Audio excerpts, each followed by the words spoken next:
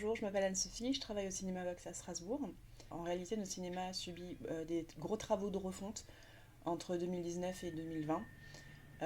Ça a commencé par un rafraîchissement de la façade, la refonte de plusieurs de nos salles. Afin de moderniser un peu le hall, il a subi lui aussi une énorme refonte et il est passé au style Mondrian.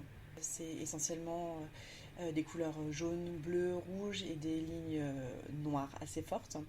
C'était important pour nous que le cinéma ait une identité à part entière et que la charte graphique du cinéma s'adapte à ce nouvel agencement. Alors, ça a été un vrai défi pour moi parce qu'en toute honnêteté, tout au début, le Mondrian, ça ne me plaisait pas du tout. Ça, le vrai défi pour moi, ça a été de me dire comment je vais réussir à rendre ça sympa et attrayant alors que moi-même j'y croyais pas du tout. Donc les tout premiers visuels de la refonte de notre charte graphique en 2020 suite aux travaux s'en ressentent un petit peu, c'était très académique, très presque institutionnel.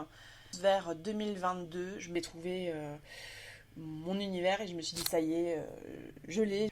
C'est vrai qu'on a une grosse déclinaison de visuels et je travaille beaucoup par template pour optimiser mon temps de travail. Donc j'ai fait des templates sur la suite Adobe. Je travaille beaucoup avec Photoshop et InDesign. Nos visuels, aussi bien sur les réseaux que nos visuels print.